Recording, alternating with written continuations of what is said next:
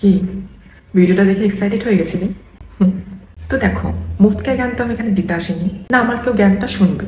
As a person, as a human যেটা feel হচ্ছে সেটাই আমি জাস্ট শেয়ার করবো। তো এখন যে সব জায়গায় যে সাহেব ভট্টাচার্যের যে স্ক্যান্ডেলটা একটা হট টপিক করে তুলেছ, সেটা করে তোলার কোনো সেন্স মেক করে না আমার বলে মনে হয়। হতে পারে তোমরা কিছু লোক ইমোশনালি একদমই না হয়ে মজায় মজায় করছো, লিঙ্ক দাও বা পোস্ট করছো ফটো ছেড়ে। ইভেন কিছু লোক সাহেব আর তারই কো স্টার যে সিরিয়াল করে, আমি সিরিয়ালটা খুব একটা ফলো করি না টু বি অনেস্ট, বাট এই জিনিসটা হওয়ার পর আমি সবকিছু জানলাম। মানে আমি বাংলা সিরিয়াল খুব একটা দেখি না, তো তার সিরিয়ালের সাহেব ভট্টাচার্য আর তার কো অ্যাক্ট্রেসের সাথে ফটো দিয়ে লিঙ্ক ক্যাপশন দিয়ে পোস্ট করে যে একটা হই হুল্লোড় করছো। মনে রাখবে এই জিনিসটা কিন্তু তোমার সাথেও হতে পারে।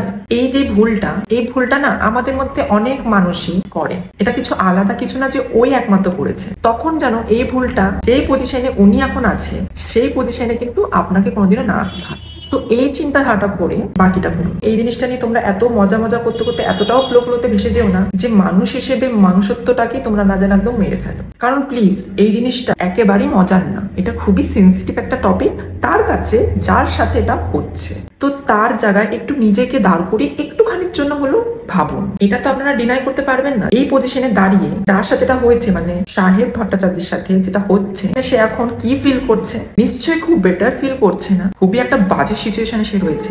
এটা তো আপনারা মানবেন। তোমরা একবার জন্য ভেবে দেখেছো যারা তোমরা এই জিনিসটাকে নিয়ে এত ফানি, এত একটা মস্তি মজাকলি জিনিসটাকে নিচ্ছ, কখনো একবার ভেবে দেখেছো যে যাকে নিয়ে করছো তার এখন সিচুয়েশনটা কিরকম চলছে? এটা কি ফিল করতে পারছো? নিশ্চয়ই ভালো ফিল করছো না জিনিসটাকে। যদি নিজের দিক থেকে নিয়ে একটু ভাবো জিনিসটাকে, একমাত্র তাদেরই এই জিনিসটাকে এত হাইপ তোলা হয়, তাদেরই এই জিনিসটা এত ল্যামলাইটে চলে আসে, তাদেরই যারা পাবলিক ফিগার। এক কথা বলতে গেলে যারা খুবই সফট টার্গেট। কারণ একটা পাবলিক ফিগার আগাগোড়াই সফট টার্গেটই হয়। তাদেরকে নিয়ে খুব তাড়াতাড়ি স্টেটমেন্টও পাস করা যায়, বিকজ তাদেরকে খারাপ আর ভালো জিনিস নিয়েই তাদেরকে চলাফেরা করতে হয় এই সোশ্যাল মিডিয়াতে। সেম জিনিসটা হয়তো তোমরা ভাবছো শুধু ওর সাথে হয়েছে এখন, কিন্তু এই সেম জিনিসটাই হয়তো নেক্সট ডে তোমার সাথেও হতে পারে, বা তোমার কোনো রিলেটিভসদের মধ্যে হতে পারে, তোমার কোনো ফ্রেন্ড, ভাই, বোন, তোমাদের প্রিয়জনের মধ্যেও কারো হতে পারে, বা তোমার সাথেও হতে পারে। আর সেটা যখন এই পরিস্থিতিতে চলে আসার পর এতটা খারাপ হয়ে যাওয়ার পর তারপর তোমরাও এরকম খারাপ সময়ের মধ্যে পড়তে পারো। এই জিনিসগুলো ভেবে তারপর সবকিছু করো। তো একটু মজা মস্তি থেকে বেরো, একটু সচেতন হও, আর একটু ম্যাচুরিটি দেখাও এই জিনিসগুলো নিয়ে, ব্যাস।